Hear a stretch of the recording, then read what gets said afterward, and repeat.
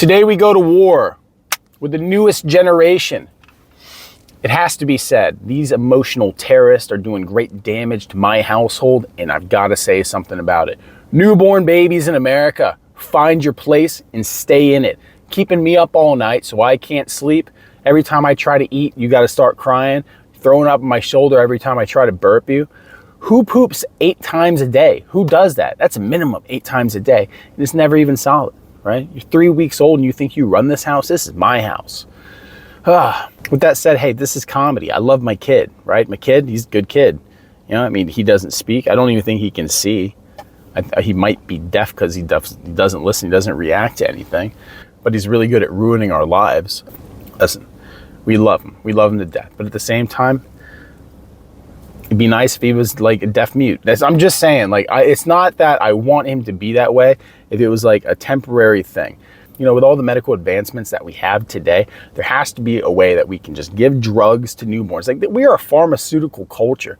Everyone's on drugs, right?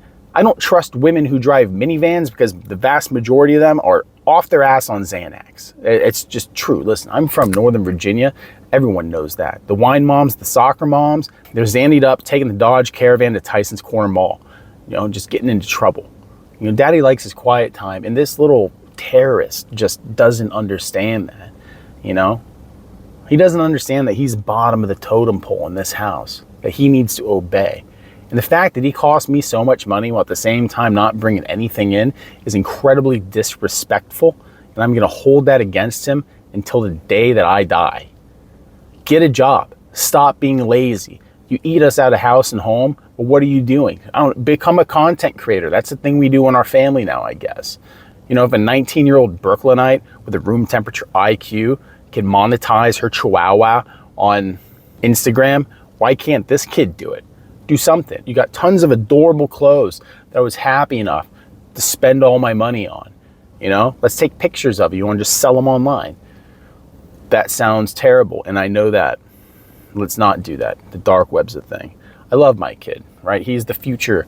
He's the future of our line, right? He's the next generation to come. But the generation's gonna be all fucked up, and they don't even know what they're walking into. I guess at this point, maybe I should just start throwing creatine and steroids into his milk, because if only the strong will survive the future, it's time to prep this kid to get him as ready as he can for the fight to come. It's going to be nothing but battles. If we're just going off the generations that exist right now, you just look on TikTok and teenagers are wild jackals and all they do is try to stab each other.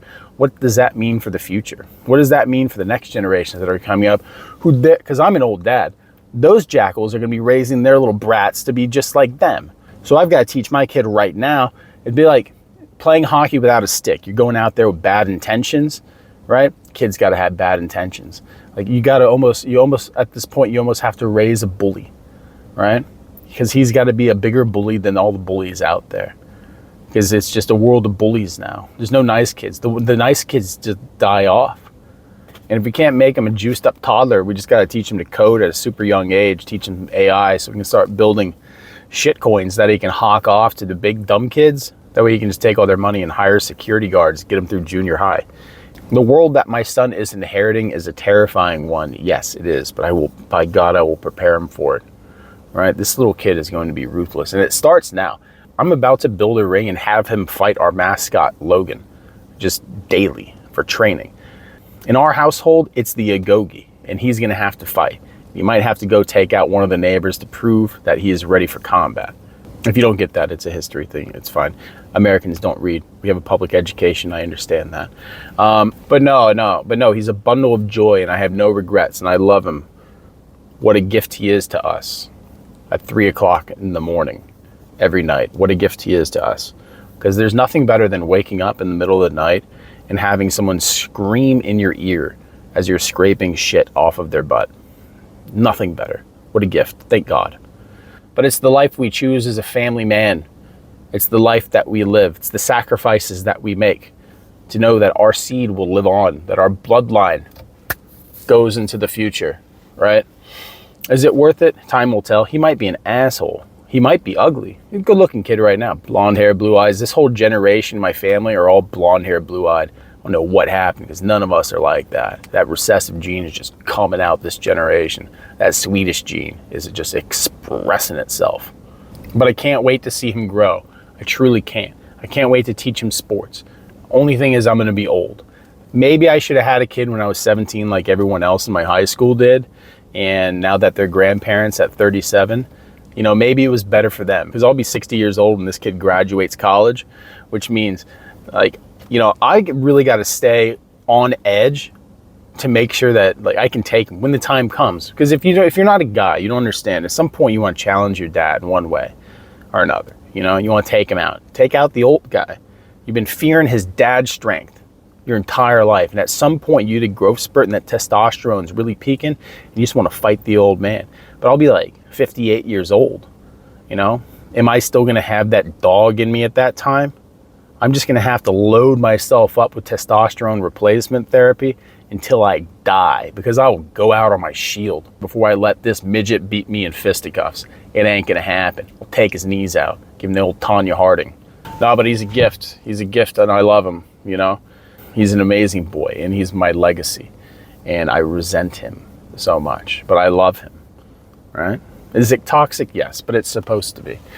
Like, the bond that a father has with his son is one that's supposed to be borderline abusive, because you're supposed to shape him into an emotionally crippled, tough, and strong human being who doesn't know how to express himself emotionally.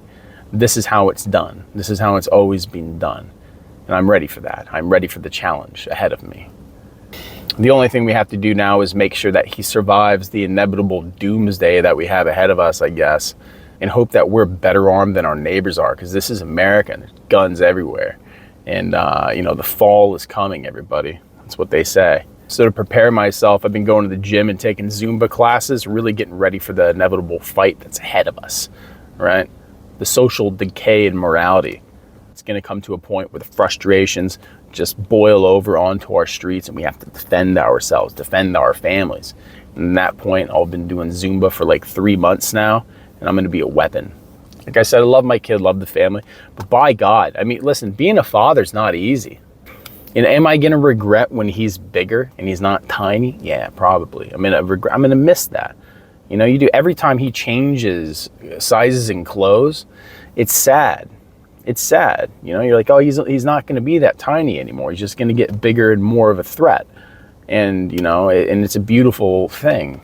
So you enjoy it, but at the same time, you're just like, can you just be 18 already so I can throw you to the Turkish government and let you be enlisted in their military? Because you're obligated. Because daddy was smart when he chose his spouse. I'm just kidding. I love him, and we'll pay off the Turkish government to make sure that he doesn't have to go in the service over there. Because listen, as a Marine, do you think I'm going to let my son serve in an inferior military? No, sir. You're going to go in the Marines. You know, he might be smart because his mom's smart, so you may think, hey, put him in the Air Force where the smart kids go. No, you're going to the Marines. You're going to eat crayons, and you're going to suffer in the desert like your dad did.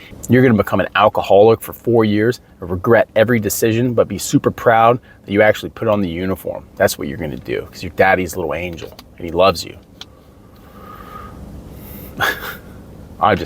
I can't do this anymore. Anyway, guys, thank you so much, as always, for stopping by. Like and subscribe.